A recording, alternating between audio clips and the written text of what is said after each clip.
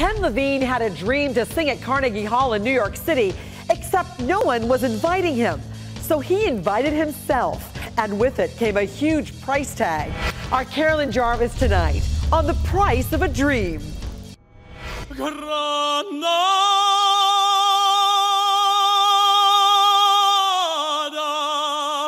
I was saying to myself in those 30 measures, just remember the first word, just remember the first word, just remember the first word, and you'll be okay.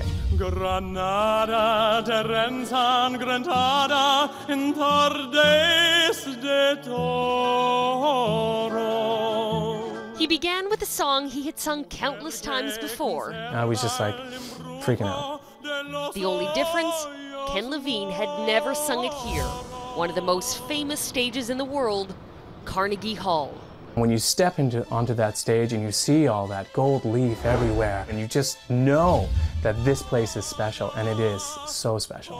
Of course, Ted's story isn't unique because he stepped foot on the historic stage. It's one of a kind because of the road that led him here. Oh, I was always singing. Ever since I was a kid, my parents couldn't shut me up. You know, I loved to sing. It's fair to say singing is part of Ken Lavigne's identity. Oh, for me, it's like oxygen, absolutely. I have to have that connection to music. It's just incredible. He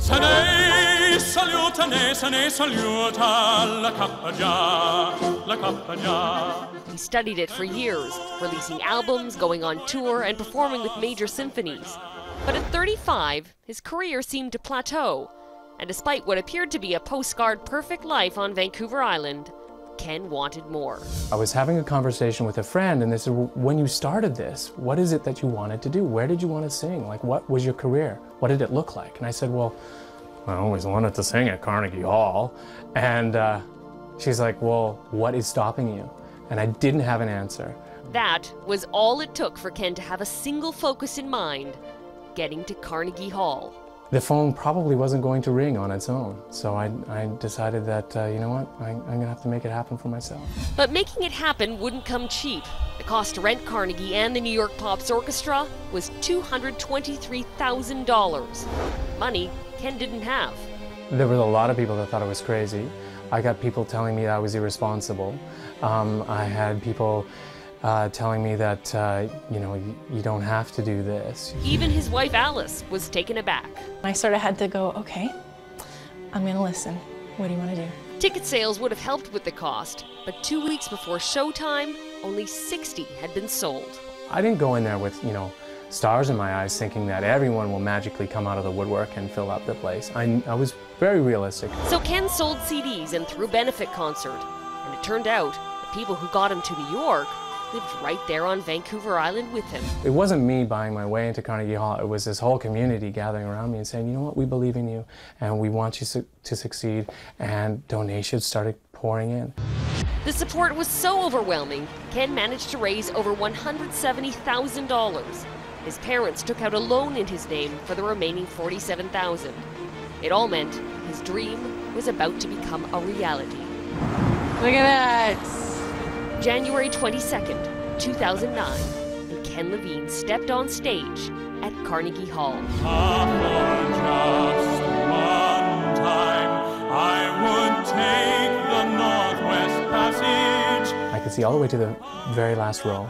And I could see my wife way up there in the back, in the box, and she was just beaming. 1,200 people had filled the seats and were looking back.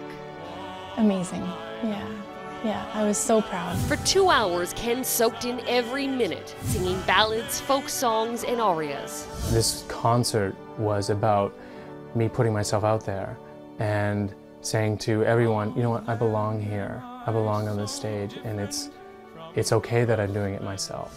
And the critics agreed, calling him a tenor whose time has come, and his voice liquid gold.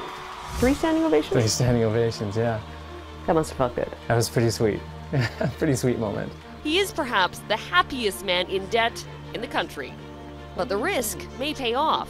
Already, producers have started calling with offers of major concerts. Carry me back again. I'm gonna go back.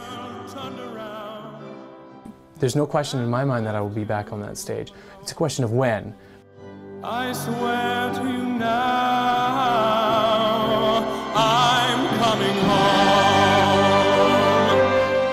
to himself. Perhaps others will now agree. On this stage, Ken Lavigne is truly at home.